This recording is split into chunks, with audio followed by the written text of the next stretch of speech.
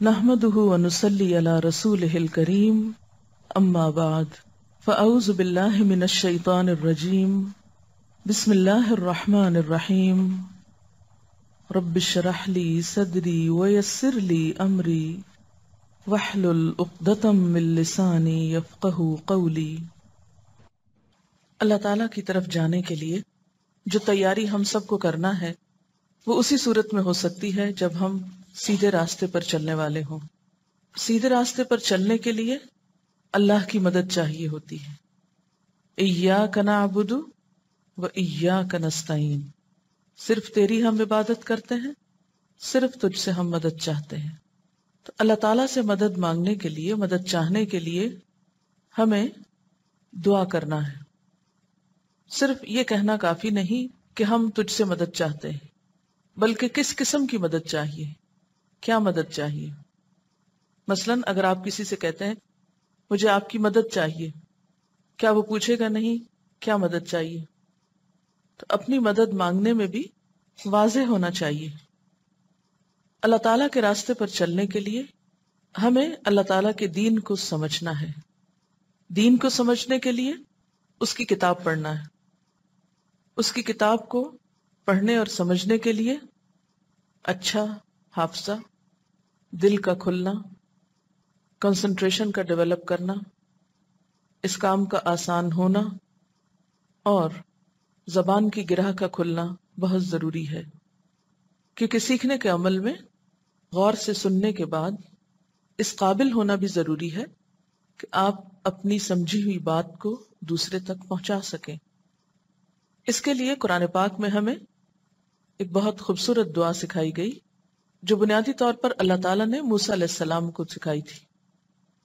موسیٰ علیہ السلام کو جب فرعون کے دربار میں بھیجا جا رہا تھا اللہ تعالیٰ کی بات بتانے کے لیے، تو اس وقت یہ دعا سکھائی گئی تھی۔ یہ دعا آپ سب کے پاس ہوگی، آپ کے پاس موجود ہے، اگر نہیں تو آپ لے سکتے ہیں بعد میں۔ اس کو کھول کے سامنے رکھ لیجئے، کیونکہ سیکھنے کے لیے سننا، دیکھنا، بولنا اور لکھنا ضروری ہے۔ اس وقت آپ سنیں گے، سن کر دہرائیں گے، جیسے میں بولوں گی مجھ سے سننے کے بعد آپ اس طرح بول کر دہرائیں گے۔ یاد رکھیے کہ یہاں پر سیکھنے کے ساتھ ساتھ مانگنے کا عمل بھی بیک وقت ہوگا، یعنی دعا ہم سیکھیں گے بھی اور مانگیں گے بھی، ٹھیک ہے؟ تو چلیے شروع کرتے ہیں۔ رب اشرح لی صدری ویسر لی امری واحلل عقدۃ من لسانی یفقہوا قولی رب اشرح لی صدری ویسر لی امری واحلل عقدۃ من لسانی یفقہوا قولی رب اشرح لی صدری ویسر لی امری واحلل عقدۃ من لسانی یفقہوا قولی۔ منہ کے آگے اس طرح ہاتھ نہ رکھے کہ اس کا ایک سپیکر بن جائے۔ ہاتھ ہٹا کے دعا مانگنے کا طریقہ ہی ہوتا ہے کہ ہاتھ جو ہے سامنے پھیلے ہوئے ہوں۔ بالکل جب ہم منہ کے آگے رکھ کے بولے اگر میں بھی ایسے ہی کروں تو میری آواز کیسے آئے گی؟ ٹھیک ساؤنڈ نہیں آتی۔ اس لیے دعا مانگنے کا ایک ادب ہے، اور وہ ادب کیا ہے؟ سامنے ہو ہاتھ۔ اوکے؟ قرآن پاک کی دعائیں مانگنے کے لیے ضروری ہے کہ ہمارا پروننسیشن، ہمارا لہجہ، الفاظ کی درست ادائیگی بہت ضروری ہے۔ یعنی اس کے لیے ضروری ہے کہ ہم اپنا لہجہ بھی درست کریں، ہمارا پروننسیشن بھی درست ہو، صحیح الفاظ اپنے زبان سے نکالے تاکہ دعا میں تاثیر پیدا ہو۔ مثلاً اگر آپ دعا مانگ رہے ہیں لیکن جو کچھ آپ مانگ رہے ہیں وہ لفظ ہی درست ادا نہیں کر رہے، اور کیوں نہیں کر رہے؟ کہ آپ کو وہ لفظ پڑھنا آتا نہیں یا صحیح ادا کرنا آتا نہیں، تو اس سے اس دعا کی تاثیر پہ فرق پڑتا ہے۔ جو لوگ پہلے سے یہ دعا جانتے ہیں وہ بھی دعا مانگنے کی غرض سے ساتھ ساتھ دہراتے رہیں، وہ یہ سوچ کر خاموش نہ بیٹھے یا توجہ ادھر ادھر نہ کریں کہ ہمیں تو پہلے ہی آتی۔ اسی لیے میں نے شروع میں کہا کہ ہم صرف سیکھ نہیں رہے، سیکھنے کے ساتھ ساتھ اس وقت دعا مانگ بھی رہے ہیں، اس لیے ہمیں بے توجہی سے نہیں مانگنا۔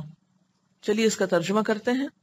ربی، اے میرے رب، اشرح، کھول دے، لی، میرے لیے، صدری، میرا سینہ، وا، اور، یسر، آسان کر دے، لی، میرے لیے، امری، میرا کام، وحلل، اور کھول دے، عقدتن، گرہ، من لسانی، میری زبان کی، یفقہو، وہ سمجھ جائیں، قولی، میری بات۔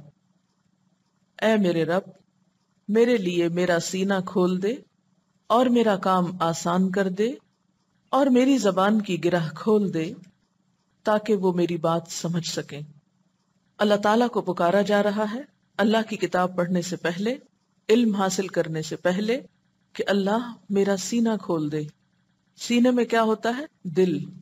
دل کا کھلنا، اس سے کیا مراد ہے؟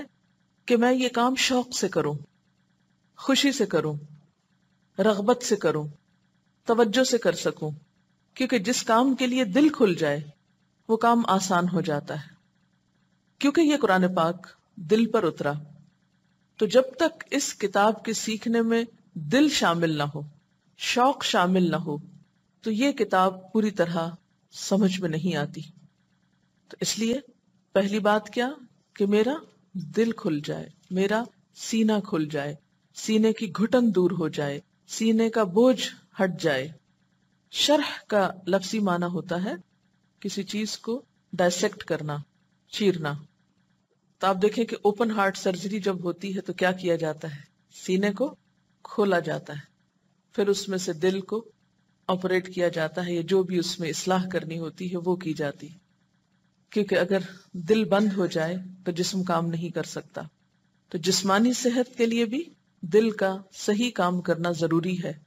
اسی طرح روحانی صحت کے لیے، اللہ تعالیٰ کی کتاب پڑھنے اور سیکھنے کے لیے بھی دل کی اصلاح اور دل کا کھلنا بہت ضروری ہے۔ اس لیے پہلی دعا کیا ہے؟ کہ اللہ میرا دل کھول دے۔ بند چیز کے اندر اگر کچھ ڈالا جائے تو آپ دیکھیں گے کہ وہ اوپر سے ہی بہہ جائے گا۔ مثلا اگر آپ ایک گلاس میں پانی ڈالنا چاہتے ہیں اور گلاس اوپر سے بند کیا ہوا ہے، اس کے اوپر کوئی اور ڈھکن رکھا ہوا ہے، تو جو پانی بھی آپ ڈالیں گے وہ کہاں جائے گا؟ باہر چلا جائے گا۔ اسی طرح اگر بند دل کے ساتھ، گھٹے ہوئے دل کے ساتھ ہم اللہ کی کتاب پڑھیں گے تو وہ باتیں جو ہمارے اندر اترنی چاہیے، ہماری روح اور زندگی اور عمل کا حصہ بننی چاہیے، وہ سب باہر ہی باہر گر جائیں گی۔ اس لیے رب اشرح لی صدری، آپ کی توجہ آپ کے دل کی طرف ہو، محسوس کریں، امیجن کریں کہ دل کھل رہا ہے۔ رب اشرح لی صدری، رب اشرح لی صدری۔ پھر ہے ویسر لی امری، اور میرا کام آسان کر دے۔ مشکل اور آسانی میں بھی فرق سوچ کا ہوتا ہے۔ ایک ہی کام بعض لوگوں کے لیے بائیں ہاتھ کا کھیل ہوتا ہے، بہت آسان ہوتا ہے، اور کچھ لوگوں کو وہ بہت مشکل نظر آتا ہے۔ ایسا کیوں ہوتا ہے؟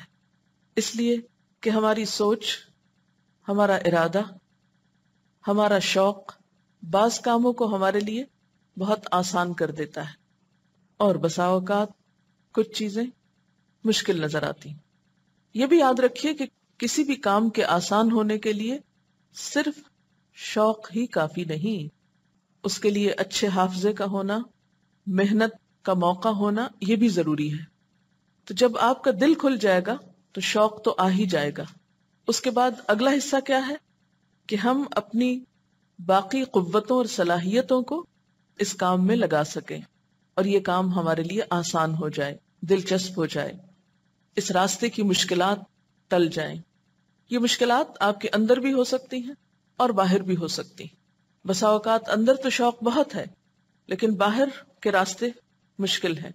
یہ دل تو ہے مگر دماغ ساتھ نہیں دیتا. حافظہ اچھا ہے، یاد کرتے ہیں لیکن پھر بھول جاتا ہے، پھر پریشانی اور غم ہونے لگتا ہے، اور پھر دشمن کو کام کرنے کا موقع مل جاتا ہے.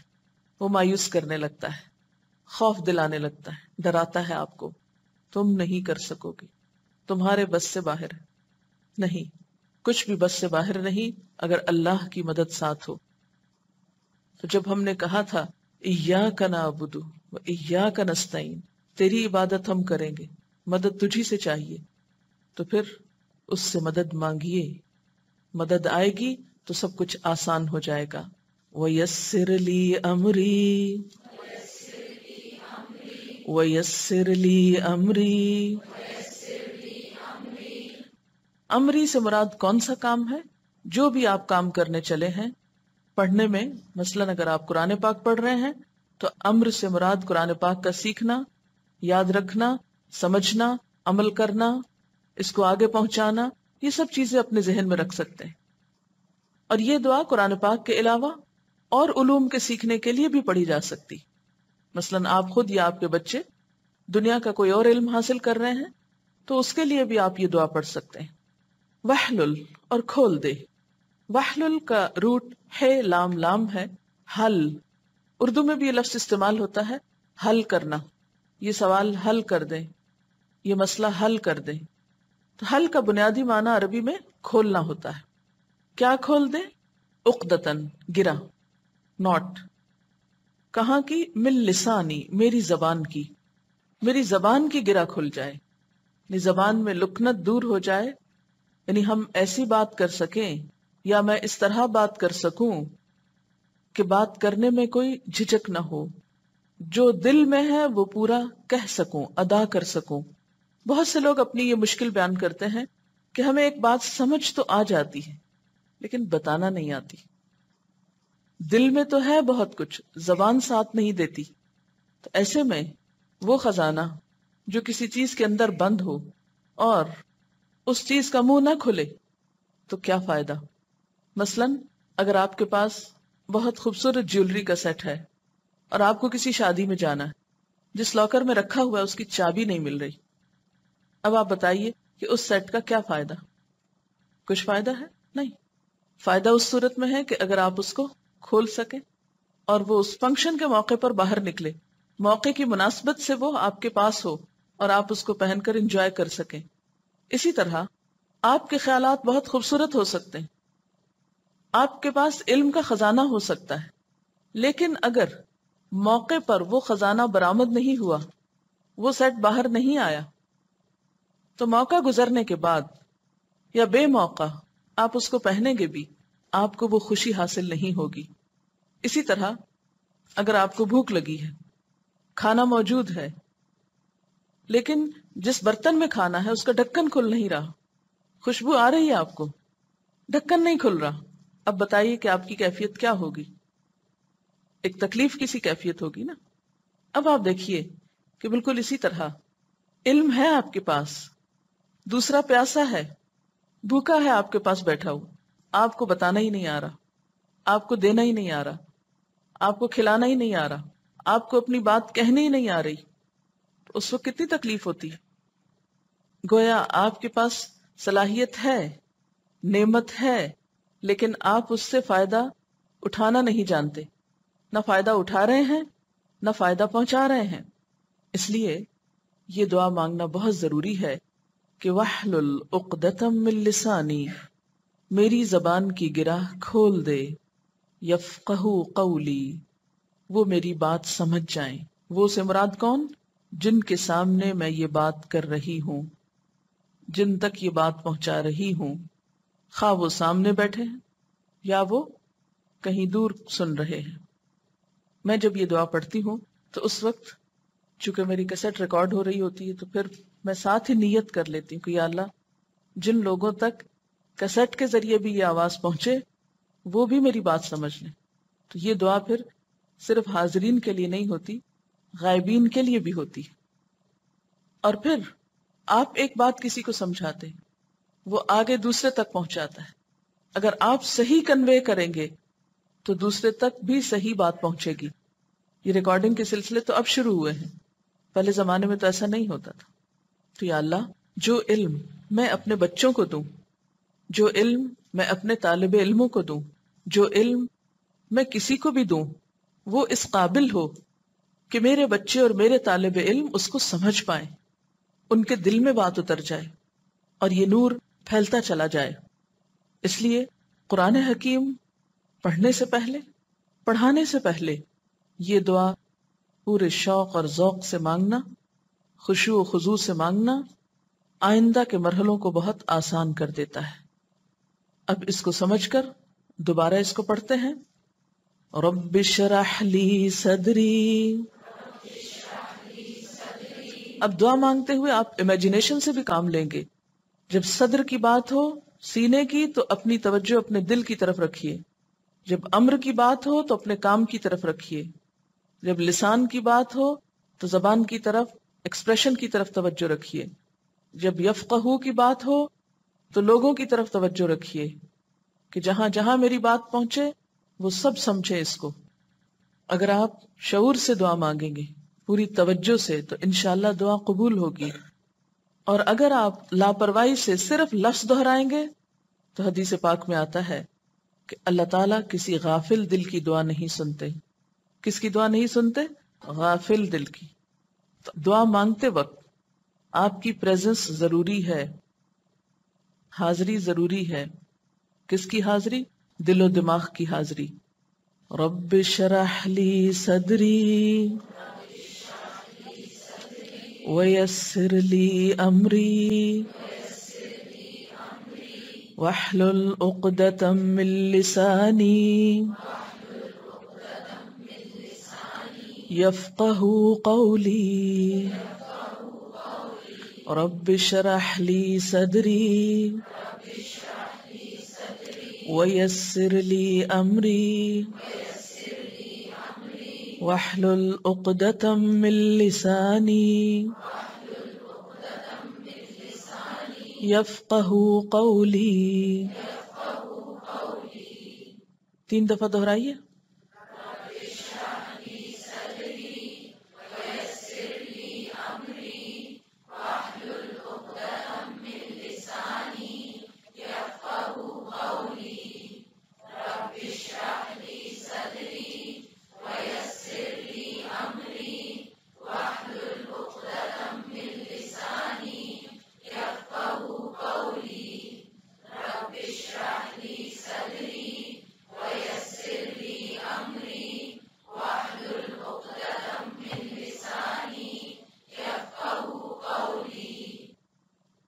دعا مانگتے ہوئے دیکھنا کہاں چاہیے مجھے؟ میں کیا کر رہی ہوں اس وقت؟ کہاں دیکھنا چاہیے؟ کہیں بھی نہیں دیکھنا چاہیے، کسی کو بھی نہیں دیکھنا چاہیے. دعا مانگتے وقت اپنے خیالوں میں گم ہو جانا چاہیے. ایک براہ راست کنیکشن اللہ تعالی کے ساتھ جوڑ لینا چاہیے. دعا مانگتے ہوئے انسان اپنے رب کے ساتھ ہم کلام ہو رہا ہوتا ہے. ذرا سوچئے تھوڑی دیر کے لیے کہ کوئی شخص آپ سے بات کر رہا ہے اور دیکھ کہیں اور رہا ہے، کیسا لگے گا آپ کو؟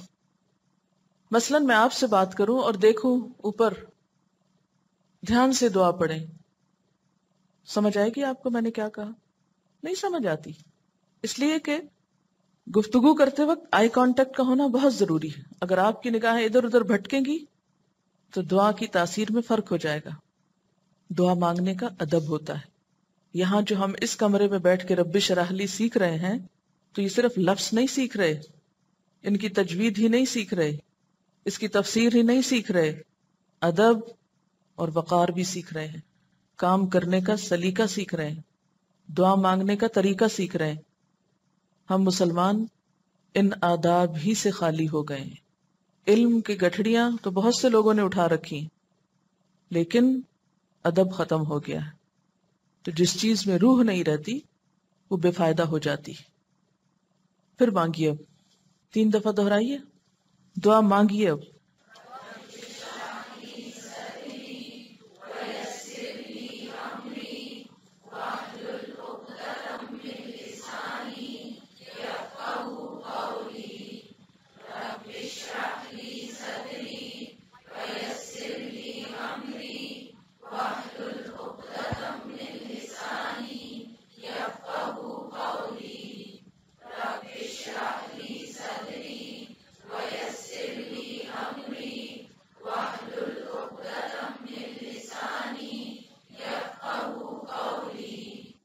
اچھا یہ بتائیے کہ جب آپ نے پڑھا رب اشرح لی صدری تو آپ کا خیال صدر کی طرف گیا؟ اگر نہیں گیا تو جانا چاہیے تھا. صرف الفاظ دہرانا مطلب نہیں ہے، توجہ رکھنا بھی ضروری ہے. اور امری میں کس کی طرف خیال گیا؟ سیکھنے سکھانے کے عمل کی طرف. اور عقدۃم من لسانی، زبان کی طرف کہ بولنا بھی سکھا دے اللہ تعالیٰ. اور یفقہوا قولی میں کس کی طرف دھیان گیا؟ سب انسانیت کی طرف، سب لوگوں کی طرف کہ اللہ تعالیٰ ہمارے ذریعے ان تک اپنا پیغام پہنچا دے. چلیے اب ایسا کیجیے ایک دفعہ اور، اگر جو لوگ بھول گئے وہ بھی اس چیز کو سامنے رکھ کے. اور نگاہیں کہاں ہونی چاہیے دعا مانگتے ہوئے آپ کی؟ دھیان کدھر ہونا چاہیے؟ دل کدھر ہونا چاہیے؟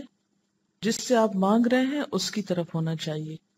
اور کسی انسان کو اس وقت دیکھنے کی ضرورت نہیں، نہ مجھے نہ کسی اور کو. اس وقت جب ہم مانگ رہے ہیں تو ہمارے لیے سب سے اہم ترین ہستی اللہ رب العزت کی ذات ہے. چلیے رب اشرح لی صدری ویسر لی امری واحلل عقدۃ من لسانی یفقہوا قولی. چلیے بس کافی. ہم اگلی دعائیں پڑھتے ہیں. رب زدنی علما، رب زدنی علما، رب زدنی علما. ربی اے میرے رب، زدنی زیادہ دے مجھ کو، زیادہ کر مجھ کو، بڑھا دے مجھ کو، علما علم میں. یہ سورت طٰہٰ کی آیت نمبر 114 ہے. اس میں حضور صلی اللہ علیہ وسلم کو اللہ تعالیٰ ارشاد فرما رہے ہیں وَقُلْ رَبِّ زِدْنِي عِلْمًا، اور آپ کہیے کہ اے میرے رب میرے علم میں اضافہ فرما، مجھے علم میں ترقی دے. کہنے والا کون ہے؟ اللہ تعالیٰ. کس سے کہا جا رہا ہے؟ حضور اکرم صلی اللہ علیہ وسلم سے. کیا ہم میں سے کسی کا علم بھی آپ صلی اللہ علیہ وسلم کے علم سے بڑھ کر ہے؟ نہیں. لیکن اس کے باوجود آپ صلی اللہ علیہ وسلم کو یہ دعا سکھائی جا رہی ہے کہ آپ علم میں اضافے، علم میں ترقی کی دعا مانگیے. تو اگر آپ کے لیے اللہ تعالیٰ کی طرف سے یہ فرمان ہے تو ہمارے لیے کیا ہوگا؟ یہاں پر آپ دیکھیے کہ جس چیز کے اضافے اور جس چیز کی زیادتی اور جس چیز کی کثرت کی دعا ہے وہ چیز بذات خود کیا ہے جس کو علم کہا گیا. علم اللہ تعالیٰ کی نعمتوں میں سے ایک بہت بڑی نعمت ہے. علم کا خواہش مند، علم کا حریص کبھی بھی سیر نہیں ہوتا، کبھی بھی مطمئن نہیں ہوتا. علم انسان کے دل کے لیے روشنی کا سبب ہے، انسان کے لیے زندگی ہے، مشکلات میں آسانی کا ذریعہ ہے، تنہائی میں دوست ہے، غم دکھ مصیبت پریشانی کے وقت ایک مشعل راہ ہے. اور دل کے لیے خاص طور پر علم اسی طرح زندگی کا سبب ہے جس طرح زمین کے لیے بارش زندگی کا سبب ہوتی ہے. قرآن پاک میں علم کو بارش سے تشبیہ دی گئی ہے، وحی الہی کو بارش سے مشابہ قرار دیا گیا. جس طرح بارش برستی ہے اور زمین تر و تازہ ہو جاتی ہے، ہر چیز صاف ستھری ہو جاتی، فضا نکھر جاتی، پودے ہرے بھرے ہو جاتے ہیں، ہر چیز کے اندر ایک نئی زندگی، ایک نئی امنگ پیدا ہو جاتی ہے. اسی طرح ہمارے مردہ دلوں پر، ہمارے بے حس دلوں پر جب علم کی بارش ہوتی ہے تو دل بھی اسی طرح لہلہانے لگتے ہیں، چمکنے لگتے ہیں، صاف ستھرے ہونے لگتے ہیں، روشن ہونے لگتے ہیں. اور اس طرح دلوں میں ایک اطمینان اور سکون اور خوشی کی کیفیت پیدا ہوتی ہے اور انسان کو زندگی کی بہت سی مشکلات آسان لگنے لگتی ہیں. علم کسی بھی چیز کا ہو قابل قدر ہے، لیکن خاص طور پر اللہ تعالیٰ کی معرفت کا علم، دین کا علم، یہ تمام علوم میں سے ایک بہترین نعمت ہے. لیکن علم کے لیے دعا کے ساتھ ساتھ کوشش بھی ضروری ہے، اور کوشش کے ساتھ ساتھ دعا ضروری ہے. علم کے لیے عمر کی کوئی قید نہیں کہ انسان یہ سوچے کہ اب میں بوڑھا ہو چکا ہوں، اب میں کیا سیکھوں گا. آپ کو معلوم ہے نبی صلی اللہ علیہ وسلم کو نبوت 40 سال کی عمر میں دی گئی، تو آپ کو یہ دعا ظاہر ہے کہ 40 سال کے بعد سکھائی گئی. تو یہ دعا صرف بچوں کے مانگنے کی نہیں ہے، یہ زندگی کے کسی ایک مخصوص حصے میں مانگنے کی نہیں ہے، بلکہ کب مانگنے کی ہے؟ ہمیشہ مانگنے کی ہے. کہا جاتا ہے نا کہ وہ ایک روایت میں آتا ہے، مہد سے لے کر لحد تک، پنگھوڑے سے لے کر قبر تک علم حاصل کرو. اگر آپ کھانے کو ایک مخصوص مقدار میں کھائیں تو آپ کا پیٹ بھر جاتا ہے اور آپ کے کھانے کی طلب ختم ہو جاتی ہے، لیکن علم آپ جتنا بھی حاصل کرتے چلے جائیں آپ کی طلب ختم نہیں ہوتی. اللہ تعالیٰ نے انسان کے اندر ایسا ظرف رکھا ہے کہ جتنا بھی اس میں علم ڈالتے چلے جائیں وہ کبھی بھی بھرتا نہیں. اسی لیے موت سے پہلے بہت سے لوگ کھانا پینا چھوڑ دیتے ہیں، لیکن اگر کوئی شخص اس وقت بھی سیکھنے سکھانے کی کیفیت میں ہو.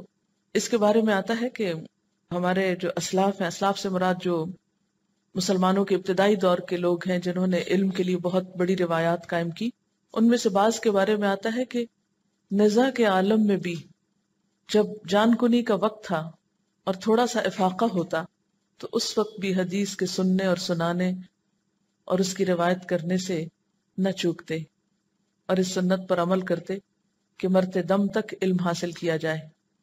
اور بہت سے لوگوں کے بارے میں آتا ہے کہ ان کی وفات اس وقت ہوئی جبکہ وہ علم کے سیکھنے سکھانے میں مشغول تھے، یعنی اس قدر شوق ہوتا تھا ان کو. امام مسلم کے بارے میں آتا ہے کہ وہ ایک حدیث کی تحقیق کر رہے تھے تو بسا اوقات آپ نے دیکھا ہوگا کہ آپ پڑھتے پڑھتے کچھ کھانے بھی لگتے ہیں اور آپ کو پتہ نہیں چلتا کہ آپ نے کیا کھایا. تو اتفاق کی بات کہ ان کے پاس کھجوریں رکھی ہوئی تھی اور وہ پڑھتے جا رہے تھے اور دیکھتے جا رہے تھے اور کھجوریں کھاتے رہے اور وہ انہیں پتہ ہی نہیں چلا کہ انہوں نے کیا کھا لیا. تو اسی میں ان کی ڈیتھ ہو گئی.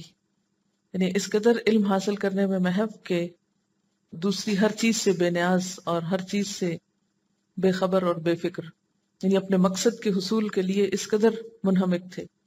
اسی طرح اور بہت سے بزرگوں کے بارے میں آتا ہے کہ وہ سکھا رہے تھے یا سیکھ رہے تھے کہ اسی حالت میں ان کی ڈیتھ ہو گئی. تو کوشش کے ساتھ ساتھ دعا مانگنا بہت ضروری ہے. اور دعا بھی کون سی؟ جو اللہ تعالیٰ نے اپنے حبیب محمد صلی اللہ علیہ وسلم کو سکھائی. کیا؟ رب زدنی علما، رب زدنی علما، رب زدنی علما. اب آپ دیکھیں کہ جب آپ یہ دعا پڑھیں گے تو کیا تصور کریں گے کہ کوئی چیز آپ کی طرف آ رہی ہے اور آپ اس کو لینے کے شوقین ہیں اور آپ کا دل نہیں بھر رہا اور آپ اس کو زیادہ سے زیادہ طلب کر رہے ہیں اور لیتے چلے جا رہے ہیں.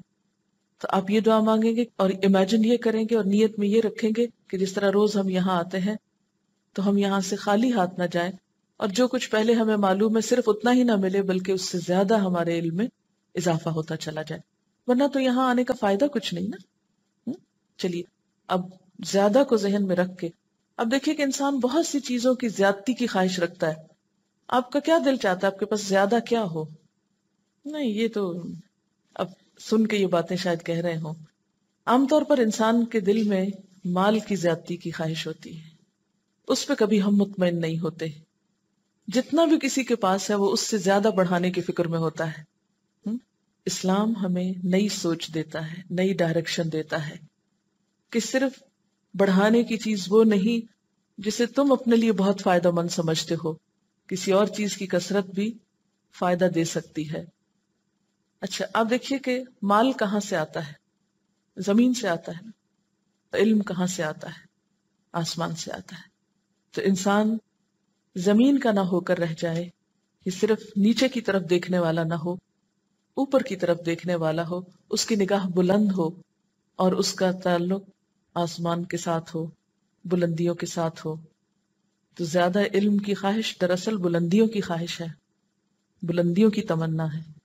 چلیے دہرائیے، 3 دفعہ دہرائیے. شابش، پڑھیے پڑھیے.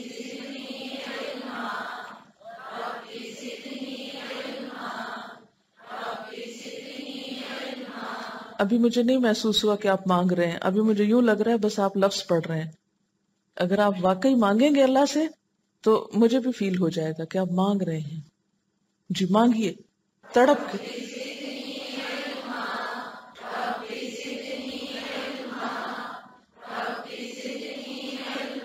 مجھے تو اس وقت یقین آئے گا جب کسی کی بھی